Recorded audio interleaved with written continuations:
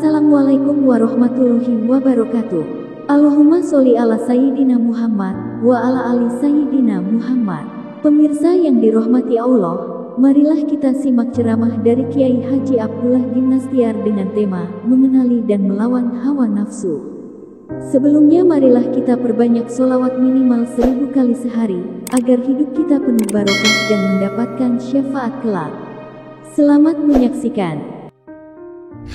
Nah rekan-rekan sekalian, jadi kita harus waspada bahwa kita ini punya potensi melakukan, karena kita diberi nafsu. Nafsu kalau tidak ada, tidak normal. Yang perlu kita lakukan adalah mengenali nafsu dan mengendalikannya. Sehingga apa yang dilakukan dengan nafsu itu hanya yang membawa kebaikan. Maaf ya,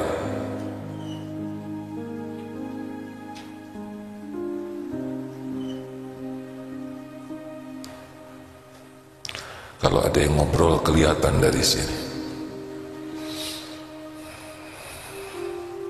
Seperti syahwat. Syahwat itu penting. Kalau dilakukan dengan cara yang halal, berpahala, bernilai sedekah. Tapi kalau dilakukan dengan cara yang tidak halal, berzina namanya, dosa. Kita beranak pinak, berketurunan lewat syahwat. Nafsu amarah. Ini penting, kalau tidak ada amarah kita tidak bisa membela agama, membela keluarga. Tetapi kalau tidak dikendalikan, nah terjadilah kerusakan-kerusakan. Yang sederhananya nafsu makan, asam urat, tidak usah tertawa hadirin, kolesterol, diabetes, darah tinggi, sebetulnya karena nafsu makan yang kurang dijaga dengan disiplin, berlebih dari dosis yang semestinya. Nah itu juga, makanya katanya yang kena diabetes itu sekarang menjadi lebih disiplin makannya. Tapi udah kejadian ada, harusnya dari sebelumnya. Hati-hati ini rekan-rekan sekalian ya. Jadi nafsu itu adalah bagian karunia Allah, sepanjang kita kelola dengan ilmu yang benar. Terjadinya pembunuhan itu karena marah, tidak terkendali, pasti ujungnya zalim. Kenapa itu berzina? Mata tidak terjaga, dari mata turun ke hati, turun ke lutut. Bahasa Sundanya nyorocot hadirin. Terjadilah zina. Nauzubillahi min dzalik. Korupsi. Itu yang korupsi orang miskin? Tidak. Sudah kaya, berpangkat, berjabatan, bergelar tinggi, tapi tidak berdaya dengan nafsu ingin memiliki sesuatu.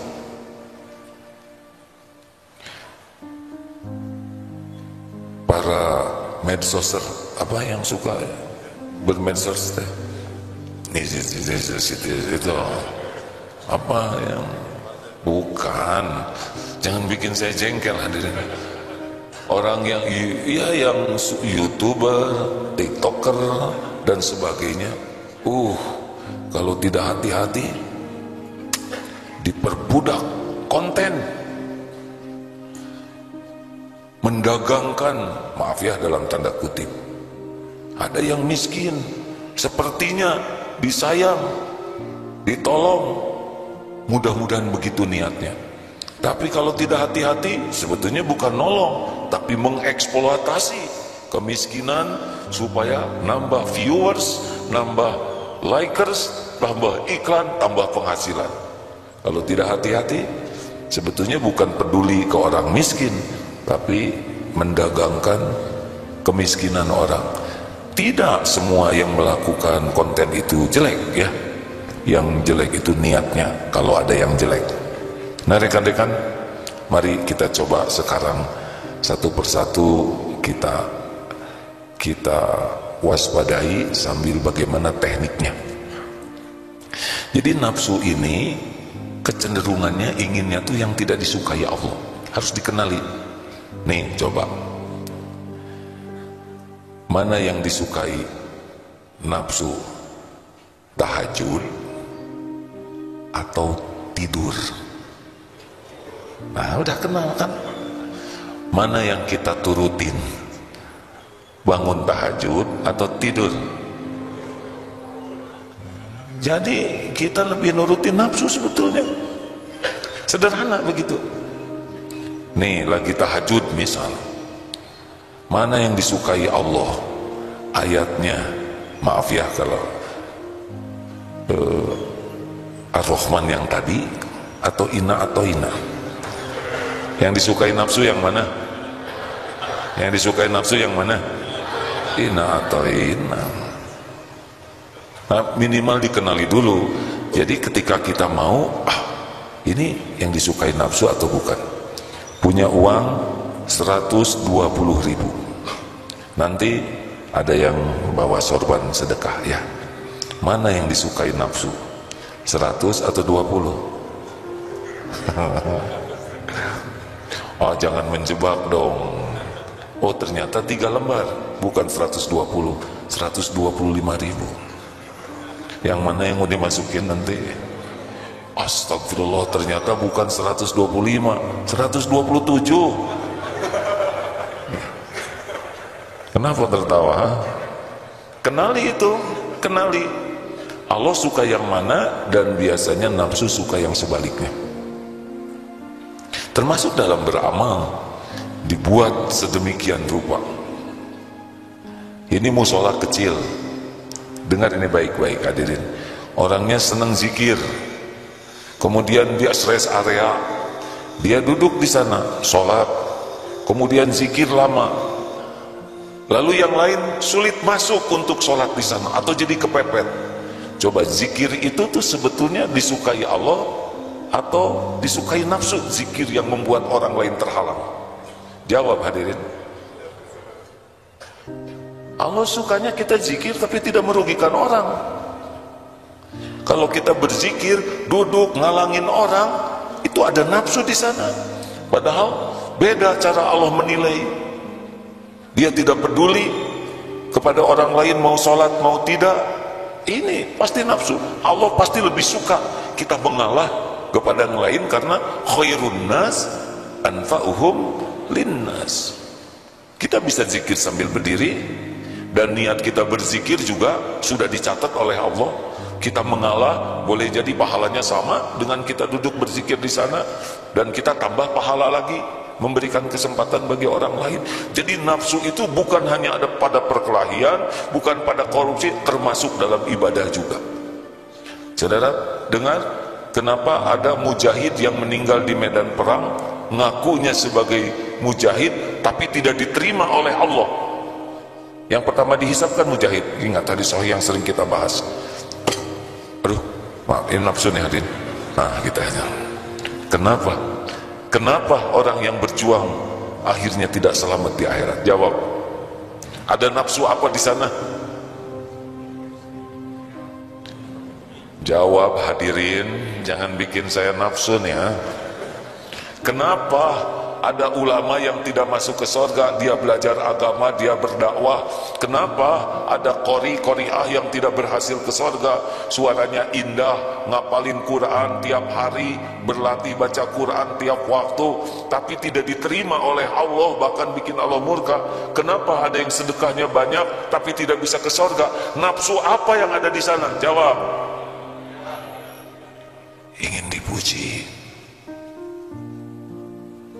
Jadi membayangkan orang yang diperbudak nafsu tuh bukan hanya orang yang berkelahi, yang marah-marah, yang berzina. Kita pun sangat mungkin dalam ibadah, dalam dakwah, dalam ngaji, dalam berjuang, itu pun bisa jadi nafsu di sana. Jadi tidak jauh ini hadirin, penyakit ini juga bisa membabat kita nih. Wah, jadi mikir, wah jadi serba salah begini nih. Ya, tinggal kita belajar saja mengenali dulu nafsu ya. Kalau sudah kenal, kira-kira ini nafsu bukan? Sepatu perlu atau tidak? Perlu atau ingin punya sepatu? Jawab hadirin. Perlu. Ya sudah, beli aja. Model sepatu, harga sepatu, merek sepatu, perlu atau ingin? Nah, mulai kenal kan? Harus dibedakan. Ini kaki saya cuma sepasang, bukan kaki 1000. Baru juga beli sepatu warna merah. Aduh, saya harus beli dulu sepatu nih. Kenapa? Karena kerudungnya pink. Perlu atau ingin? Tiap ganti kerudung ganti sepatu. Ini bagian dari yang harus kita waspadai. Karena kalau sudah senang memuaskan ingin, bukan tidak boleh punya keinginan, silahkan hadirin, sepanjang bisa dipertanggungjawabkan di sisi Allah. Tapi kalau ingin, terus ingin, itu seperti meminum air laut, tidak ada berhentinya. Kecuali sudah dijejali dengan tanah, baru berhenti. Makanya latihannya juga, nafsu nih. Duh, pengen makan itu tuh yang ada di TikTok. Di mana tempatnya? Di sekitar Subang. Mantep. Bukannya hanya hari Ahad. Berangkat ke sana macet. Sampai ke sana antri. Udah hampir deket, habis. Berapa waktu, tenaga, pikiran, sholat ketinggalan, jadwal baca Quran hilang, sepanjang jalan uring-uringan lihat macet, benar. Sepanjang antrian tegang, takut nggak kebagian. Ini makanan itu, cari makanan yang seperti itu, kira-kira nafsu atau bukan? Nah gitulah hadirin, kenali dulu. Ini teh, kita mau beli ini, kita bayar zakat enggak nih kita nih? Dengan membeli ini, sedekah saya berkurang tidak nih? Misal jam, langsung lihat jam saya. Nih hadirin, gak kelihatan kan? Ini model baru. Bukan tidak boleh punya jam yang bagus ya, tapi hakul yakin jam itu intinya menunjukkan waktu, benar? Jam 1 miliar kecepatannya sama. Kalau dia lebih cepat ya lumayan. Enggak. Belum ujubnya, belum pamernya. Tiap jalan jam berapa ya sekarang? Kalau punya mahal, punya bagus, maunya pamer. Udah pakai nih yang rada asli jam ya, ori. Kata orang, "Wih, kamu ini KW keberapa?" Kurang ajar nyebut KW, asli loh. Iyalah, kami juga ngerti kamu pengen yang asli. Yang jujur aja ini KW jadi dendam kesumat ya. Gara-gara dia asli disangka KW, mending KWW sekalian. Udah menyesuaikan ya, barang mahal kalau dipakai oleh kita ya yang nggak begitu cocok pasti disangka nemu, hadirin yang pinjem nemu, nyicil ya atau gonimah. Astagfirullahaladzim. Jadi sederhananya mulai dari perlu dan ingin dulu ya, supaya kita kalau nggak ada ini saya ancur-ancuran, tidak.